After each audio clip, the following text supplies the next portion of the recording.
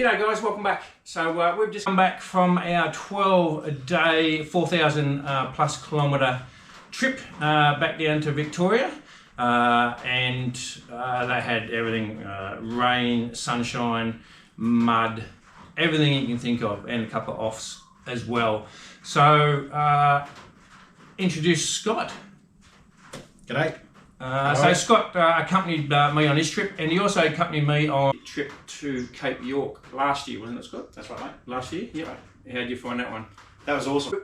This trip, we thought we'd pull it apart and just let everyone know what worked for us, what didn't work, sort of where we went, rough run on that. So Scott, what was your favourite road, do you think? I think there's been some debate about how you pronounce it, but it's Nottingham Road? Notting Bull? Notting Bull Road. Notting Bull, that's Notting it. Bull Road. That's just up from Long Flat. Yeah, so that was somewhere between the Wattigans and then up to the Oxley Highway, where we then turned, I think we were 50 k's west of Walker.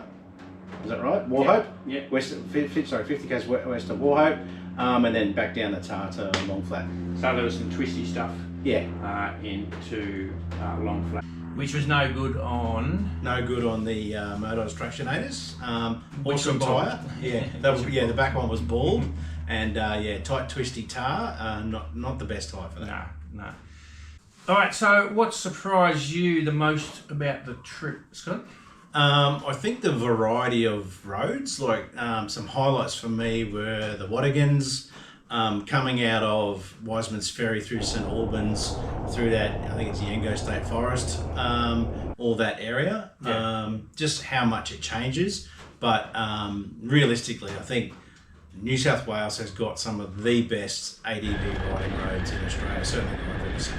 Yeah, like coming out of St Albans, for me it was raining. I've done that road before in a dry, but it was raining, and the mind was looking at the road, and I was seeing it was a wet road, so I was taking it a little bit easy, but the grip was still there to a certain extent. So it was a little bit confusing for me. So, you know, I was wanting to take it easy, but the grip was there. So once I realised the grip was still there, I was able to have a bit of fun on that road, yeah. But yeah, the variation in the roads for the whole trip was just awesome. We struck some really good dirt, able to sort of open up a little bit on the long high-speed bits. But yeah, so that probably surprised me the most as well. So how did so your bike? You got the Tiger 900 Pro, Rally Pro, sorry. And how did that go over the 12 days?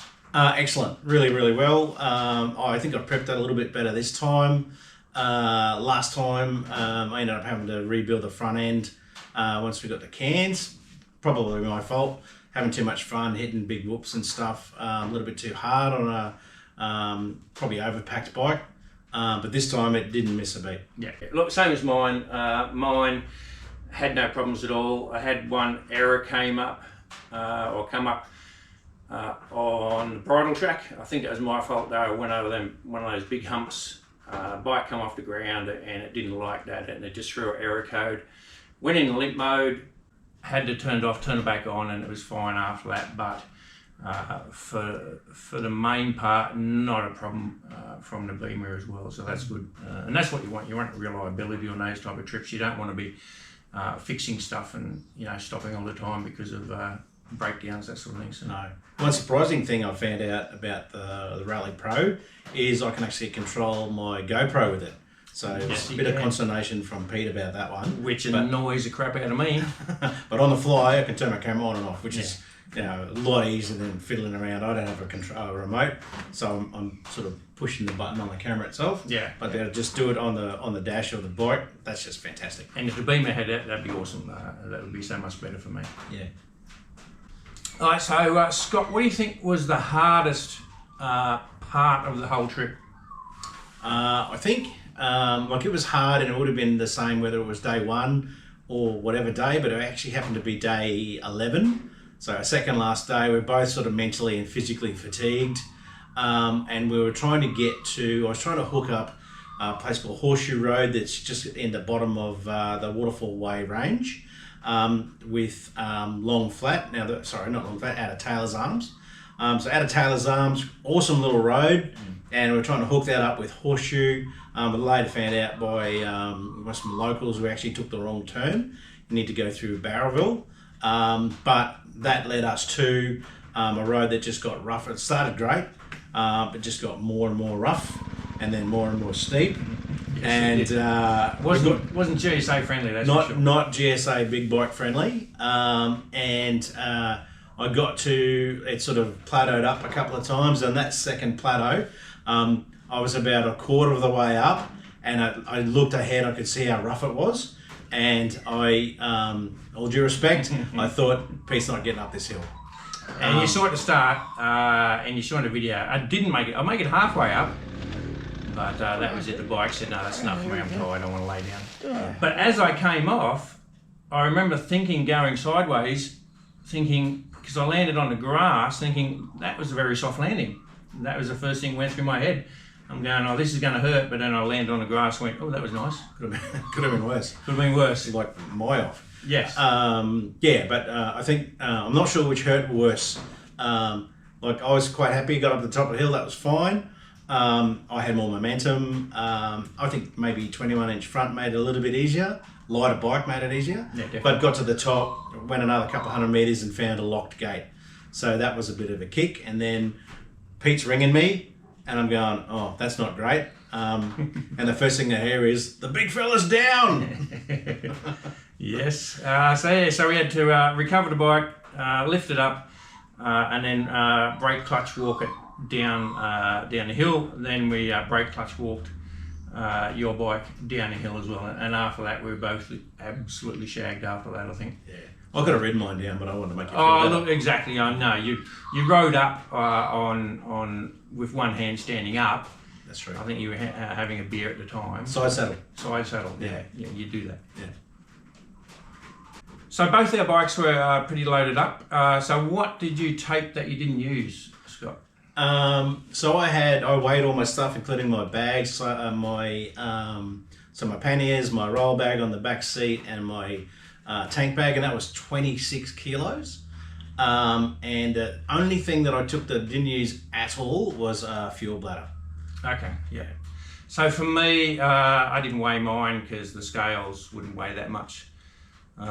So only thing I didn't use, apart from the tools and the tyre repair kit, but I did use some of the glue for you when you had your flat, was my folding saw, because you had a folding saw and you used yours, or we used yours. So apart from that, I used everything else that I took, so it was good, yeah. I mean, there was the stuff I took that I didn't, well, there's other stuff I took that I didn't use, but that's things like tools and things that you wouldn't not take them. Whereas the fuel bladder I could easily have done without that. Yeah. But it's weighs nothing. And again, it's flat, small, so no, it doesn't take up much room on a bike. So yeah. There's nothing I think I would feel the difference riding. Yeah. But again, with the stuff I pack, I like to be comfortable.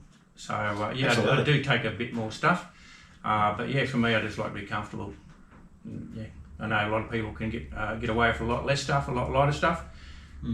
Yeah, good. Yeah, I think people get a bit caught up in the lightweight of things, but like these are big bikes, so they carry stuff a lot better than like a dual sport would. So if you can feel the difference when you take it on and take it off, then really you should be thinking about, do I really need this? Doesn't make the bike handle differently because you've got it. Yeah.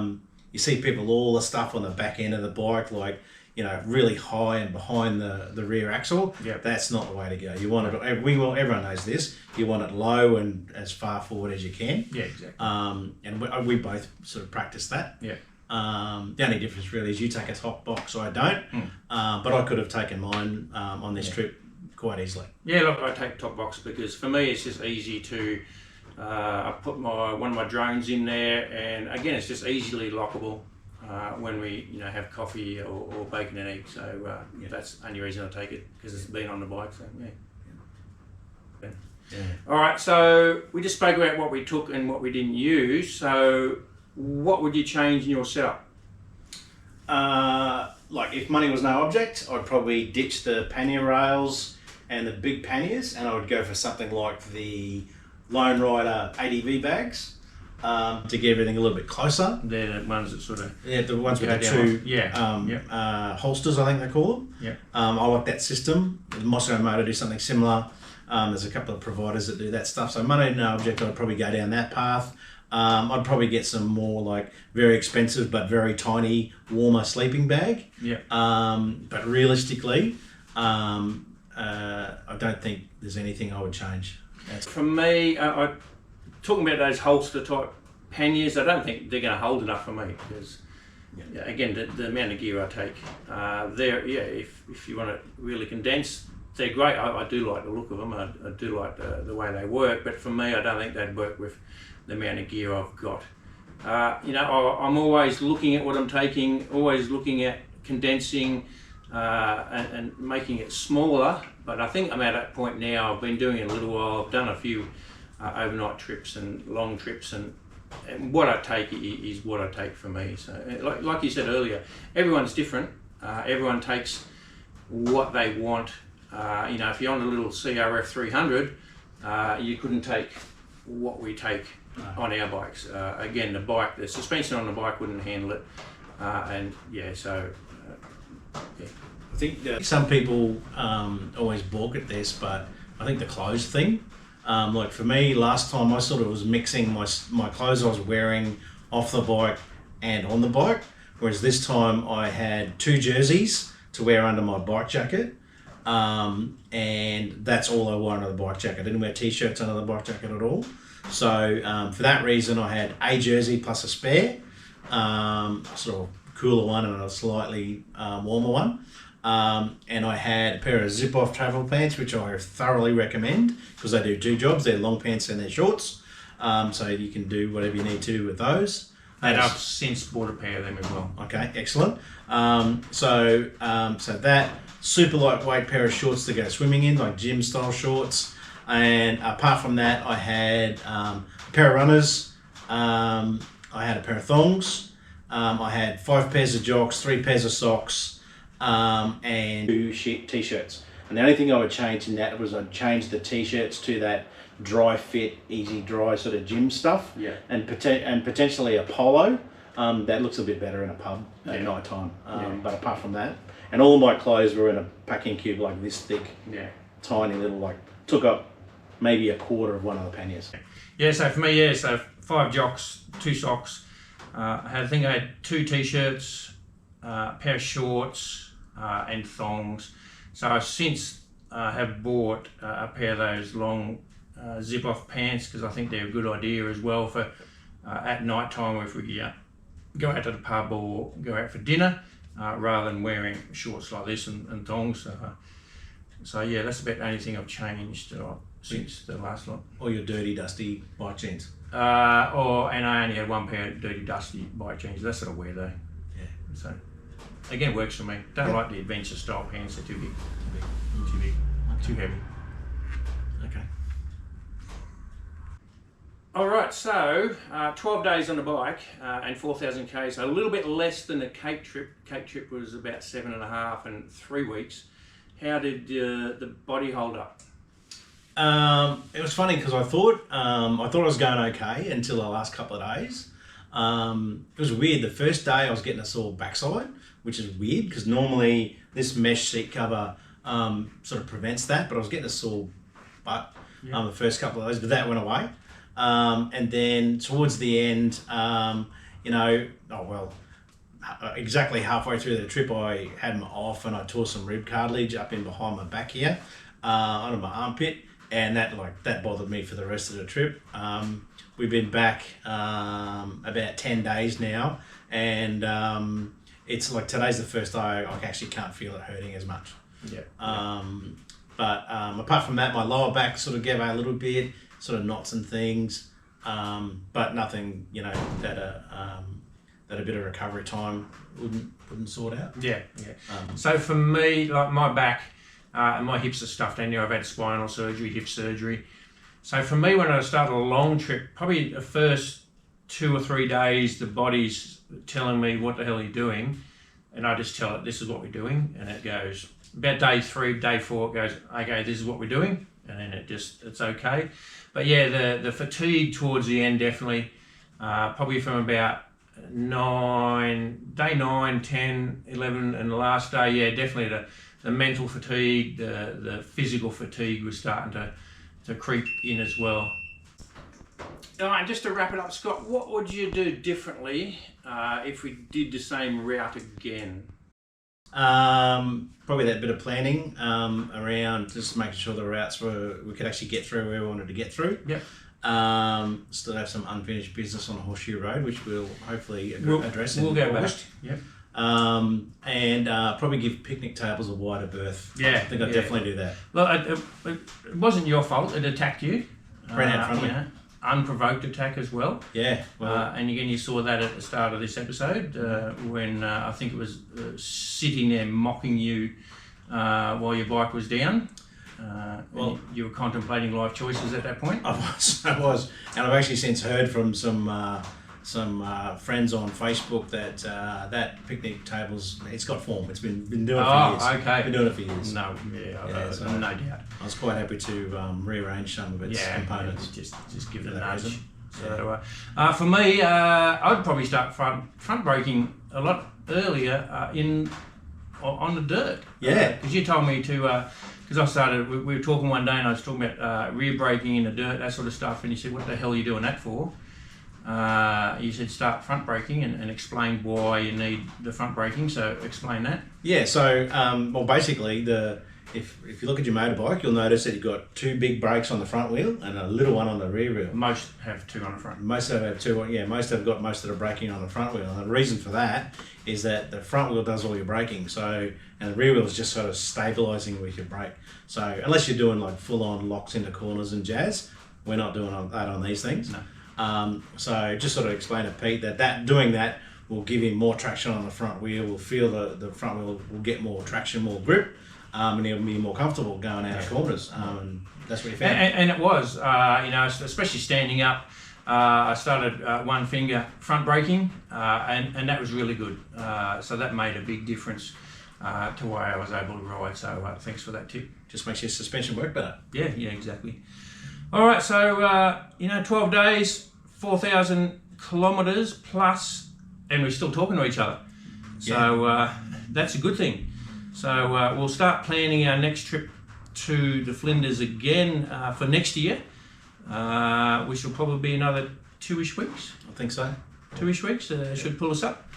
All right, so if you've got any questions or comments, put them in the comments below. And until the next time, cheers. Ride safe. Thanks.